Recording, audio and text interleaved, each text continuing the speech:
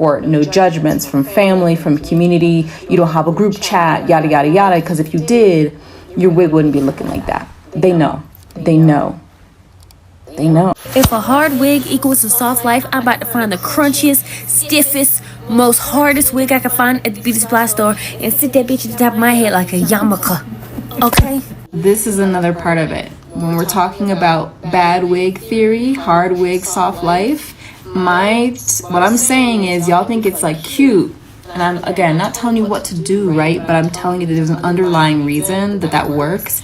And it's because when you have a messed up wig like that, you are kind of signaling that you don't have anybody black really looking out for you. So you feel like one of the good ones, one of the accessible ones, it's exceptionalism, right? Like you're not black, you know, you're just black. That's what they want because it's easier for them to access. This person says it's the same for white women who only go for black men. They look for the ones who are rejected and make them feel special. Hello, like really, y'all, think about it like this, because this is a really good point.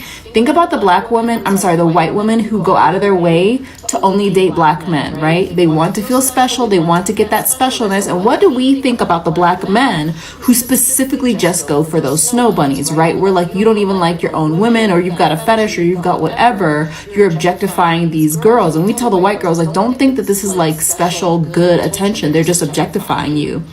And what do, right? They have hairstyles. They will get some crunchy micro braids, box braids, I mean. They will go ahead and get that little bob. They will go ahead and get that bob with the highlights. They will signify with their hair who they're available for and who they're not. And when they have those hairstyles, black men know this is the one who has left the group and will come over to me. I will be able to have access to her. They also know that she's more accessible in the sense that she does not have as much backing from the white community should anything go down. Now, ultimately, that's foolish because she's always going to be white. You're always going to be black. So watch out for that. But that's what it says, right? Like, I've left my tribe for yours. Okay? That's what the hair is signaling. So when we have these bad wigs, when everybody knows there are hair standards for black women, whether we have our hair straightened, we're wearing a protective style, or wearing wigs, whatever, this generally within the culture, you don't start wearing a bad wig until you're somebody's church grandma and you've got that same old wig thrown on. The only other time that you see somebody with such a bad wig on is when you have somebody who's going through it and or they're separated from the community for better or worse. I'm not talking about why they are, but that they don't have a whole lot of just the community know-how flowing around them, which would have caused them to know how to set their wig or get their wig later, whatever it was. It's signaling that you do not have all these other black people around you. Again, and y'all are saying, oh, it's not that deep. You're not that deep. Please leave my page. This is for the people who think. So you're signaling that you are not surrounded by other black people. That makes you more accessible. That makes it so that you're not going to have maybe as many blackety black opinions, that you're not going to have as many blackety black people influencing the decisions that you're making, giving you examples of treatment or whatever. I want y'all to remember that one of the ways to get one over on people is to seem like you don't know better. Like, weaponized incompetence is a thing, and there's something to be said, and I'm not saying it's weaponized incompetence, but there's something to be said for how willingly some of y'all believe that there's no way that this could factor in. You have to understand that there's conscious and subconscious aspects to people's minds. I'm not saying that every Tom, Dick, and Harry who's looking at these girls with the bad mismatched wigs is going like, oh yeah, she's ostracized from the community. I'm saying it's subconscious. Dr. Umar had said this before, and I'll tell you, she is so right, 100%, because Dr. Umar said this. Why is it that most of the successful black men go after the leftover white women? This is not an insult, but it's reality. Like, when you look at it, they go after the normal white woman who is just living her life, who is just doing nothing. They go after her and they make her their wives. Why do they do that? Why don't they go for black women? It's the same. So she's making the comparison the same as black women going to use tacky wigs, like really bad, hard wigs, to attract white rich men, because they want these men to spend money on them, whereas they don't like these men, like love. They don't want to be with them like for the rest of their lives. They just want to live the soft life, and they want the rich white men to pay for the soft life. But this is it.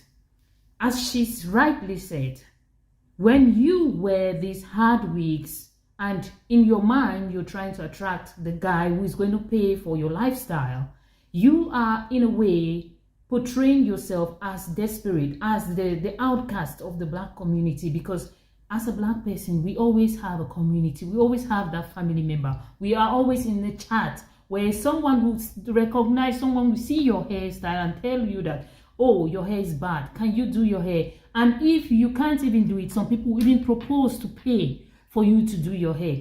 And at most, we always have like 2-3 family members who can braid our hair, who can do our hair. So we do DIYs a lot. We can do our hair by ourselves. Like me, I did mine, like the one I have now. I did it by myself. That's how artistic we are.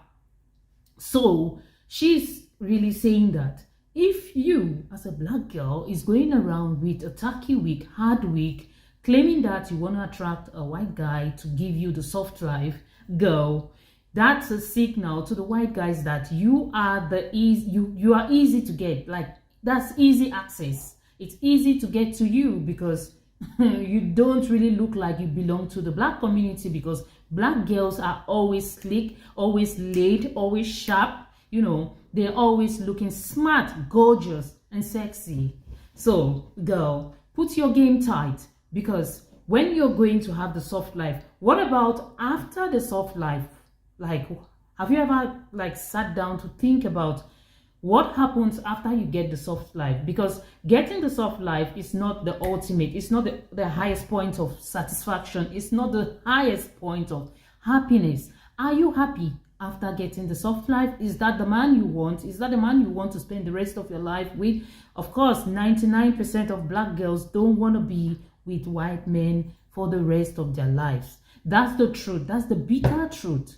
We need to tell these to the white guys. But of course, most of the white guys who go after these hard wig black chicks don't really care.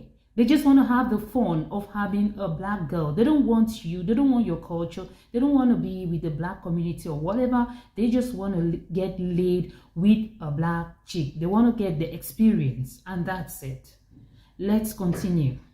It's like 0.0001% chance of you to attract or to hook a billionaire. Like, seriously, where is this all from? Like, all the black girls are going crazy and wild because they want to attract a billionaire. They are coming to you with the hard wig because they know you are an easy target. It's easy to get you. It's more difficult for them to back the black girl with the slick laid wig than a black girl with a tacky wig, because they know if you're tacky means you're disconnected to the black culture, to the black community. So you are easy to go to them. You are like, I'll put it in Dr. Umar's terms, in his own words, you are like leftovers from the black community. That's what the white guys come for. They come for you because they feel that you are the outcast. You are the leftover. That's the signal you're giving. I'm not saying that you are these things, but when you try to wear a tacky wig, a hard wig, to attract a white man, a white rich man, it means that you are putting down your own standards. You are demeaning yourself because you want to satisfy them. And you know what? They're not coming to you because of the wig. They're coming to you because you look easy. You are like an easier target. It's easy for them to get you. And you're giving the signal that, okay, I'm desperate. This is what I want. And I can do anything to get what I want. So that's why they come to you, and I concur with everything she said. Yeah. Being your authentic self, self-worth, self-love will attract the right people to you, attract the right person towards you. Okay, but she made a point that most men love women who look natural. Who are the men who are online liking and rewarding the women who really look superficial, overfiltered? They look fake, look plastic online. It's the men. It's the men. So truly, women don't know what the men want. Even men don't know what they want, because men will say, we want natural women. We want a woman who looks natural. We want a woman who looks, who doesn't do makeup, who doesn't do like so many complicated styles on her hair, fake nails and all that. I don't like plastic. I don't like this, blah, blah, blah, yada, yada, yada. But they are the ones who are online rewarding these women, chatting these women, paying for luxurious vacations for these women, hooking up with these women. Do you get this? Like, how is this possible? Men don't want this, they want that. They don't want this, they want that. At the end of the day, we don't know what the men want. What do men really want? But the truth of the matter is that you need to love yourself, you need to have self-worth, you need to value yourself, and you need to be your authentic self. Don't fake it. Don't try to be someone else. But if you love makeup, do makeup. If you love to look good and look sleek, all well put together, be all well put together. Do your makeup and still be yourself. Don't try to be someone else, and don't try to be arrogant. You can still be confident without being arrogant, because being confident and being arrogant can be easily misconstrued. People can easily misunderstand you when you are overly confident. Try to be naturally confident. I'll say naturally confident. I don't know if this is right, but that's my phrase for that. Hard wig, soft life, where I, your host Ruthie, teach you the ways of attracting a billionaire. Step number 1, honey, if the wig is on your hairline, wrong, push it back and up, higher, higher, ladies, higher. The higher the wig, the higher the income. Earn it. Move the hair forward, take pieces, twist them quickly, faster. You don't have time, the billionaires are getting snatched up. Sing it with me. The wig is high, it's tilted, it's matted, it's slanted. You must accessorize a hat. Now that you've perfected the hair, lipstick, loud and proud, you want hot pink, bright red. Do you think we're going to go on the lip line? This is too nice. It's too perfect. Okay? Outside. Whatever you learned in school about coloring inside the lines, they were wrong. Now. Yes. Yes. But remember my lesson from yesterday. When you think you've had enough blush, please add more blush. This blush is Apricot from Bobbi Brown. Blush your way out of poverty, ladies. Don't blend it. We've discussed this yesterday. Do not blend it. More. Want to look like Wendy Williams, okay? Built like Wendy Williams, I will find me a rich man. Girls out, chest up, up, up, wig up. The higher, the more income. It's signaled, it's nonverbal, it does not even need to be said, and it does not even need to be consciously thought. It's the same way that y'all sit up here and understand that a lot of guys will only specifically hit on you when you leave the house looking bummy. And it's not because, oh, I just like your natural beauty. It's not because this, that, and the other, because they are sitting on Instagram and they're liking the Instagram baddies pics. They like the beat. They like the bust down. They like all of that. But they won't walk up to that girl because they don't have what it takes to step to her. They will step to her when she goes to Target with no makeup, looking bummy in sweats, because they assume that she's more accessible at that time. Y'all need to be aware of when you're signaling accessibility. Do with that what you will, but understand that when somebody is excited by your accessibility to them, what that says about them and their intentions with you. Okay, you guys, so I'm going to tell you the two reasons these women are probably actually getting these men, and it's not because of their bad wig. So the first thing is the confidence that they carry. I'm going to tell you right now, when I see a woman whose wig is out of place, moments where my wig has even been out of place, listen, baby, I'm still walking around like all the confidence, top tier, like this joint is slayed to the ends of the earth. Okay, one of the things that a man is really attracted to is a confident woman. Let's not get confident confused with cocky, arrogant, because sometimes people will carry themselves in a way when their wig and whatnot is slayed, when their face is beat, that doesn't actually exude confidence. It exudes arrogance and don't even think you can step to me because how dare you, I look like this. So it's not the bad wig that's getting these women, these men, a lot of times it's just the confidence that they carry in life that goes way beyond what they look like, that the men are actually drawn to. The second thing is men do actually prefer women who are like more natural. So they might be thinking that this bad wig is their natural hair. When I met my husband, I didn't have on any makeup.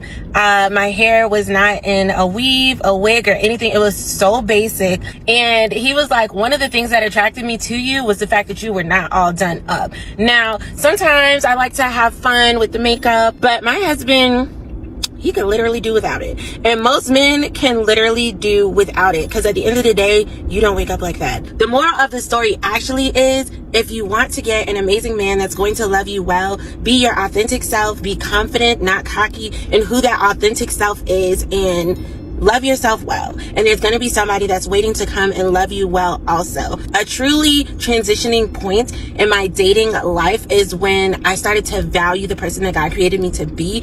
And I really think the more I value that, the more I started to exude that. And the more I exude that, it caused me to meet my husband. And a lot of that had to do too with just because I stopped putting up with so much trash and so much crap. So yeah, I don't think it's the bad wigs. I think that it's the confidence that these beautiful women carry, and they understand that they are beautifully and wonderfully made regardless of what other people may think about their wig, what other people may think about them, period. And so have that confidence, carry that confidence, and baby, it'll work out well. I only have 3 hours to get ready. When I tell you the comments under that video have been killing me, hard wig, soft life. I'm about to turn my wig backwards. Anywho's, I'm ready for the soft life. I got the wig ready. Let me say this, no one on this app is ever gonna bully me until learning how to glue my wigs. Yes, and thank you, girl, because somebody had to say it. We are so tired of living out here in these streets with these bad wigs, girl. We're so tired. We're so tired. So the trending conversation on TikTok right now is hard wig, soft life. The ongoing joke is black women who wear wigs that are little, kind of out there, kind of beat up, not all the way situated, they tend to attract rich white men. Here is my theory on why that is. She's fun. She's charming. She's exciting. She doesn't give a damn. She's just out to have a really good time. She is out to live her life and be loud and boisterous and be seen. And a lot of these men who have resources, that is all that they want. They want a happy, loving, pretty woman on their side. A lot of them, they tend to have expensive taste outside of, the headpiece. And they tend to fit right into their world. Just having a good time is all that they want. And a lot of women whose wigs are like this, they don't care. They don't think too hard about it. They're just enjoying life. And that's what these men want. Someone to enjoy life with. Think that through. Just think that through.